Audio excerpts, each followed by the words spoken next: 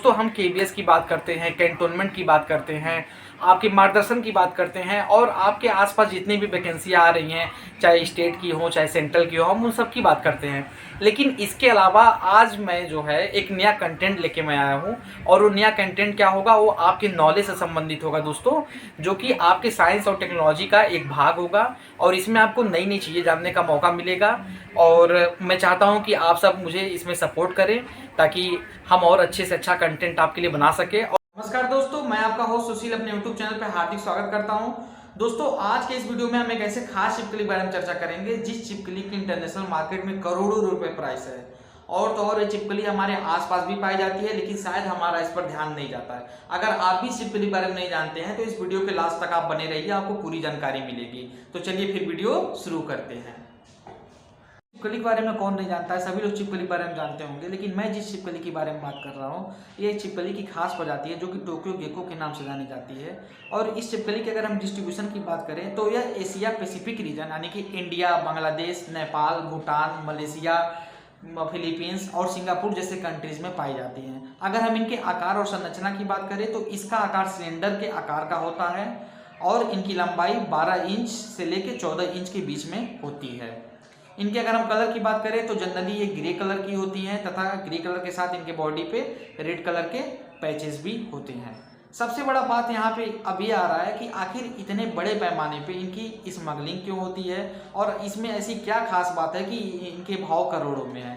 तो इसके पीछे का भी रीजन आप जान लीजिए। यहाँ में तरह तरह के लोग हैं, उनकी अपनी अलग अलग मान्यताएं हैं और अपने अलग अलग सोच हैं।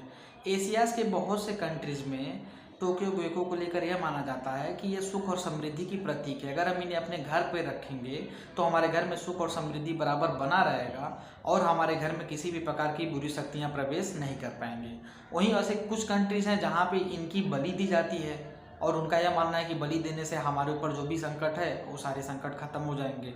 तो लोगों की अपनी अलग अलग मान्यताएं हैं और इस तरह से वो उनका उपयोग करते हैं। इसके अलावा जो टोक्यो गेको की जो सबसे बड़ी स्मगलिंग होती है वो होती है इसकी मेडिसिनल यूज के कारण। ऐसे बहुत सी ट्रेडिशनल चाइनीज मेडिसिन हैं जिसमें टोक्यो गेको का बड़े पैमाने पर यूज किया जाता है और उन लोगों का यह मानना है कि इससे फेफड़े और गुर्दे एकदम ठीक हो जाएंगे और उनमें कोई तरह की प्रॉब्लम नहीं होगी। जो खासकर कि फेफड़े और किडनी से जुड़ी हुई गंभीर बीमारियों में इलाज के लिए इससे बनी हुई मेडिसिन का उपयोग किया जाता है। और भी ऐसी बहुत सी गंभीर बीमारियां हैं जिनके मेडिसिन बनाने में टोक्यो गेको का इस्तेमाल किया जाता है। हालांकि मेडिकल साइंस इस बात की पुष्टि नहीं करता है, लेकिन सच्चाई और वास्तविकता यही है कि बहुत सी ट्रेडिशनल चाइनीज मेडिसिन में इसका बेधड़ल्ले से यूज होता है और कई गंभीर बीमारियों में इससे बनी हुई मेडिसिन का लोग यूज भी करते हैं। अगर हम बात करें चाइना की, तो चाइना में एक खास तरह की एक लिक्विड बनाई जाती है और उनका यह मानना है कि ये बहुत सी बीमारियों में असरदार साबित होगी, जो कि टोक्यो गेको के से ही बनी होती है।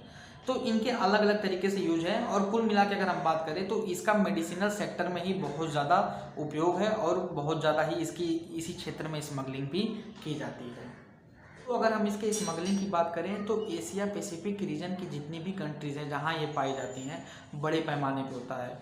फिलीपींस की अगर हम बात करें तो फिलीपींस में एक समय में बहुत बड़े संख्या में इसकी स्मगलिंग होती थी। लोग वहाँ से बाकायदे इनको पकड़ते थे और पकड़ने के बाद इनको ऊंचे ऊंचे दामों में बेचते थे।